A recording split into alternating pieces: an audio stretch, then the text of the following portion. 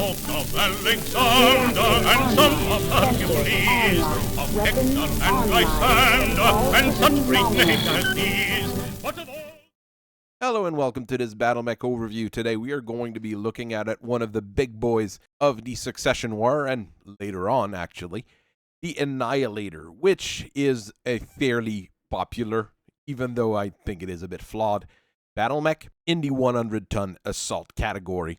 This is one that you will have seen in a whole lot of 3DO games and a variety of 3DO shows. It just is a mech that became iconic, even though it wasn't always super high production.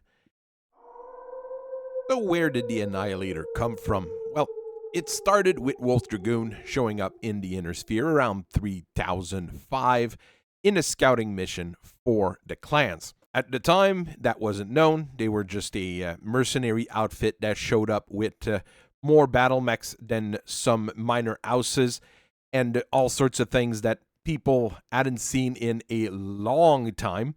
And, well, they had brought quite a few different battle mechs, including the Annihilator and a few other mechs that they thought we would still have around. The problem is, the clans didn't know just how sideways things had gotten in the Inner Sphere with the First and Second Succession War. Things that were fairly basic and straightforward, like ferrofibrous armor or pulse lasers, were pretty much extinct in the Inner Sphere outside of Lost Tech caches and Comguard. One of the mech in the list of things they brought was the Annihilator, and the Annihilator was really weird because the design dated from the American Civil War. It was built in small quantity as a mobile turret for city defenses, but it was never replicated by any of the member states afterwards, while the clan built a few and kept a few around. So that mech kind of became one of the symbols of the Dragoon's mystique because it was special, it was different, and it was not something that was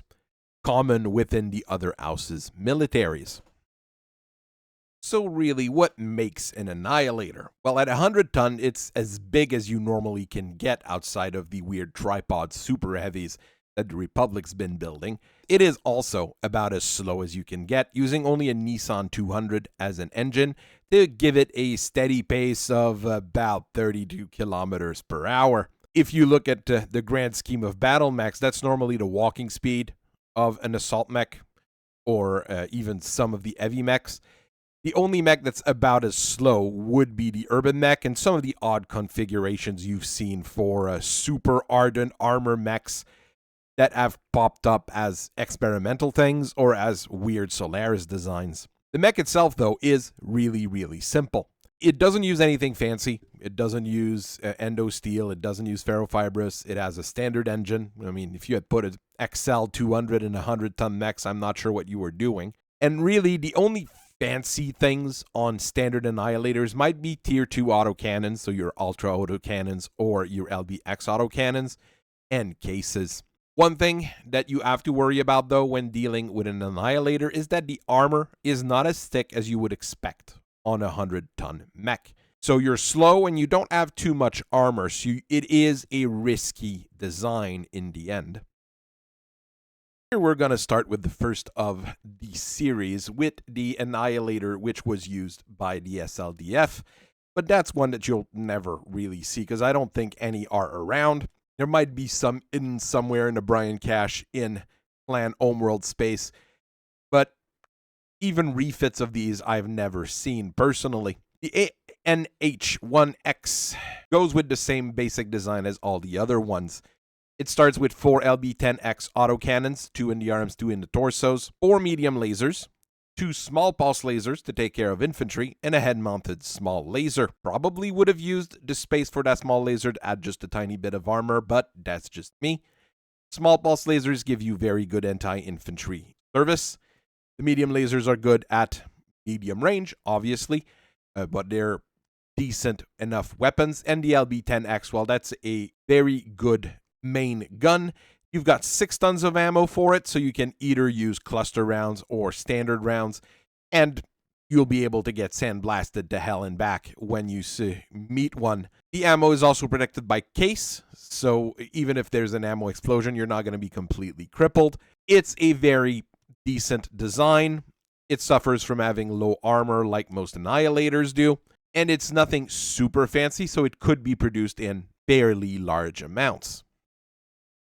As the Dragoons realized that their mechs were a bit too advanced for what we had to offer here in the Inner Sphere, in the 3rd and 4th Succession War, the version of the Annihilator they used was a downgraded version. You had a few odd exceptions here and there, but generally they fell into the category of the 1A Annihilator. It's a very basic and straightforward mech with 4 regular AC-10 and 4 medium lasers. You get 4 tons of ammo, so it's enough for a regular firefight, and you're kept relatively cool with 18 heat sinks. Just only have 12.5 tons of armor. That's really not a whole lot on 100-ton mechs, but it's not terrible.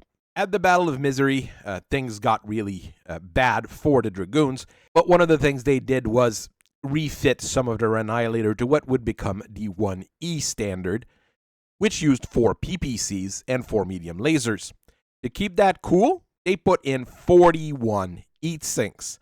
I think that's the highest number of heat sinks on a single mech. You can walk and shoot all your PPCs and you're not going to overeat. If you run, it's going to eat just a tiny little bit.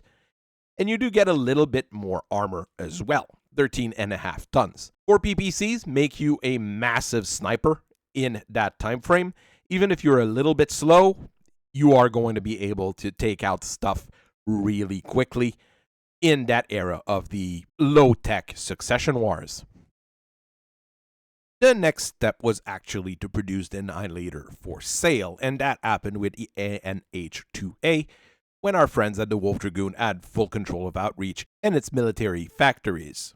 This one came out around 3048. You probably had some earlier models and prototypes before, but it basically follows the 1A model.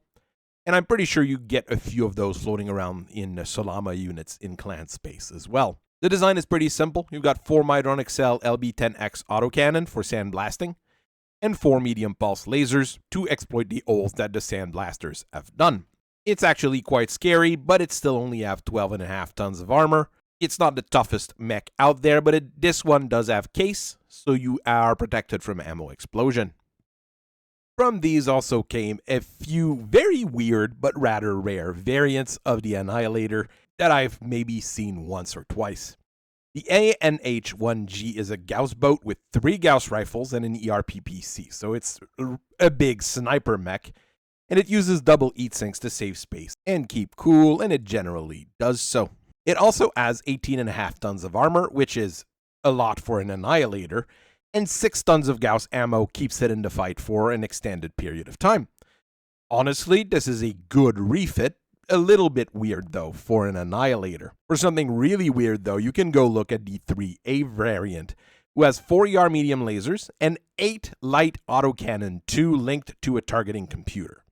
You have 5 tons of ammos for those AC-2s, which is still a whole lot of ammo, and allows you to have all sorts of specialty ammos like armor piercing or tracers and all the fancy bits. It also uses a compact gyro and a compact engine to save on space, and it has a lot of armor using light ferrofibrous to max it out. Too bad light autocannon 2s are terrible. The next 4 big gun Annihilator was the Annihilator 4A that has 2 LB10X autocannon and a pair of heavy PPCs. You also get 2 light AC-2s for some reason, with a compact gyro and 15 double heat sinks, which is barely enough to keep those heavy PPC cooled. It's not my favorite design. I would probably have not put those light AC-2s on there and replaced it with something more useful, but that's just me. We have a fully modern Gausszilla as well that's coming out of the Arc Royale factories with 4 Gauss rifles and 4 medium pulse lasers.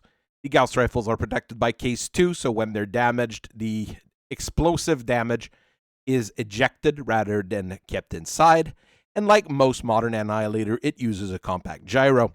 The reason why you see so many compact gyro on these things is because compact gyros on an Annihilator is about the same weight as a regular gyro on everybody else. There are a few different versions of the Annihilator that have clan tech built in, a lot of them actually being used by the Wolf's Dragoon, and probably some Solama units out there as well. The C2 Annihilator is a Gausszilla with 4 big guns, 4 Gauss rifles, and an ERPPC, because reasons, along with a ER small laser in the head, just to be able to breathe fire, I guess, with also 10 tons of ammo, 16 tons of armor. It's going to stick around a long time. It's going to shoot a whole lot. A very, very powerful sniper mech in any era, and whenever I see one, I am kind of scared. Your basic C version, however, is something that's rather crazy for an Annihilator because they actually put a Vlar 300 in. So you can actually trudge along with an Atlas or a Daishi or anything of the normal 100-ton battle mechs. For guns, you get 4 Ultra AC-10s and 4 ER medium lasers, but those are all the good clan versions of those. So you actually do a lot of damage with those ER medium lasers, and those Ultra AC-10s got a bit more range. You do have 8 tons of ammo and 16 tons of standard armor, so it's going to last in battle for quite some time as well. And if we see one walk into the factory here, well, we do have it leave with a ferrofibrous skin, which max outs it armor protection. The Annihilator didn't change the whole game when it first showed up, but it certainly told people that the Dragoons were not messing around and that they were here to stay. Since it was first deployed in the Inner Sphere, the Annihilator has been used by just about everyone now. As soon as you could capture one from Wolf's Dragoon, you were going to field it. It's been used in all sorts of situations, including those where it should never be used, like a running assault or a fast raid. The original 1A and 2A show up in the factory quite often, I'll be honest. And I generally go with a similar refit kit on both of them. I put regular medium lasers and LB-10X autocannons, putting an additional 4 tons of armor on. Sometimes you're able to put ferrofibrous in, depending on how much money the client's ready to spend, but that generally leaves your customer satisfied. They've got a little bit less energy weapon output, but they've got more durability on a mech that should be durable. So I hope you guys have a very nice rest of your day, and I thank you very much for listening to me for so long, and I'll see you guys later. Bye-bye.